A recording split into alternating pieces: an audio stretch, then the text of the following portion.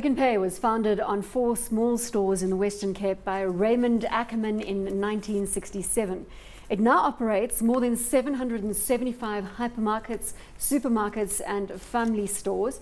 Pick n Pay has a market cap of 21 billion rand, a price to earnings ratio of 27 and a dividend yield of 2.9. And again, we've got a 3-year price graph behind you, Rob. If you can step back slightly, just starting on what we're seeing on the share price. This is not in line with the typical retailer out there, Paul.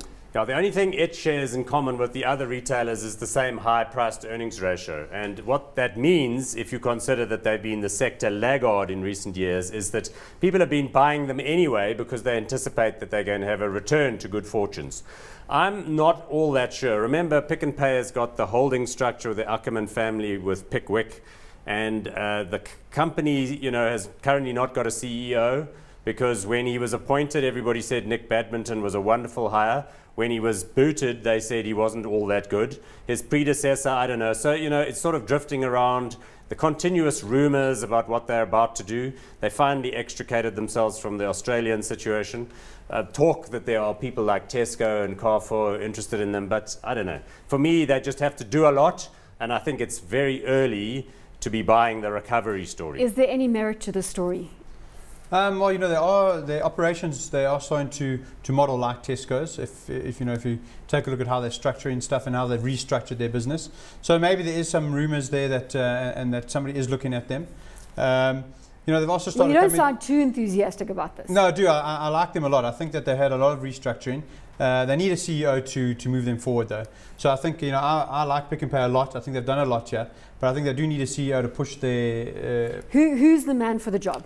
You must have thought about this. I mean, there can't be that many retail. Well, Richard van Rensburg is the guy who's the acting CEO. He was a non-executive director. He was the guy that did the sort of web stuff in the years gone by. But obviously the Ackermans are there. Gareth, the son of Raymond, is in the mix there.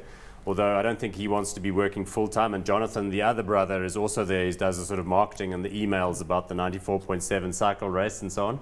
I don't know who's the man for the job or the woman for the job, but I can't imagine. Nicely corrected there. Of course, it could be a woman. I don't think it should be too hard to find somebody to take over a job like that. I'm sure it comes with a big salary. Is that going to be the kicker to the story, though? The right person at the helm? I think definitely, and I think Lamberti hasn't got too much to do with transaction capital, so maybe somebody that they could look out for. He's been offered up for the job to head in to look, Pick n Pay. I think what will happen with them is that the distribution centres, they've put that investment in, I understand. So now those are sort of opening, and that's going to help them reduce costs.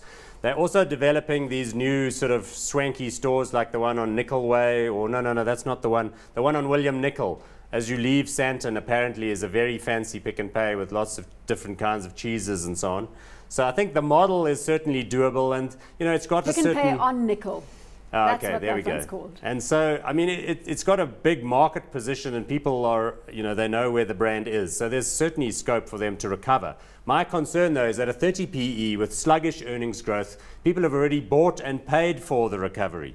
You can't buy them now in anticipation of the recovery. Because it's already in the share price. You had to have bought them, down there down somewhere. Here in 2011. Rob, hot or not on Pick n Pay? I'm still hot on Pick n Pay. I think their Boxer stores, also something like similar to Hungry Lion. So I think they've got, they're on the up. Hot or not on Pick n Pay? No, I think it's just a little bit too expensive.